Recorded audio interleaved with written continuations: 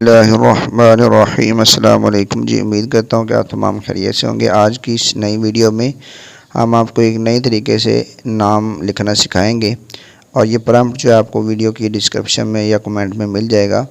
आप प्रॉम्प्ट लिखेंगे तो आपको कमेंट में ही मिल जाएगा। तो आप इसके लिए हम सबसे पहले गूगल क्रोम को ओपन करते हैं। गूगल क्रोम को ओपन करने के बाद यहाँ पे आपको पता है आप आइडियोग्राम यहाँ पे लिखते हैं, आइडियोग्राम एआई।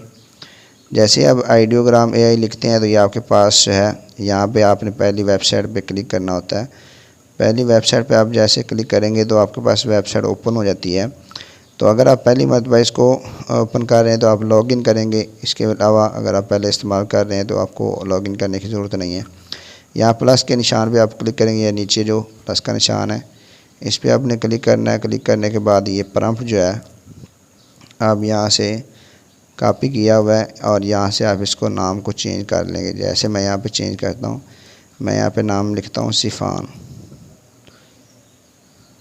ठीक है, ये नाम मैं लिख दिया है। ये प्रॉम्प्ट आप जो है इसी तरह सेम लेंगे। जो भी नाम आपको पसंद है आप वीडियो में जाके देख सकते हैं। उसका प्रॉम्प्ट उसकी वीडियो की डिस्क्रिप्शन में दिया होगा या फिर व्हाट्सएप चैनल पे या कमेंट में।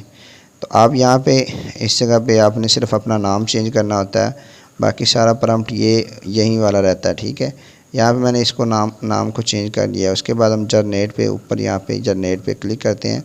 जनरेट पे क्लिक करने के बाद यहाँ पे नीचे जो है ये यहाँ पे स्टार्ट हो चुकी है। यहाँ पे आपके पास ये देखें तो यहाँ पे ये नाम बनना शुरू हो चुका है।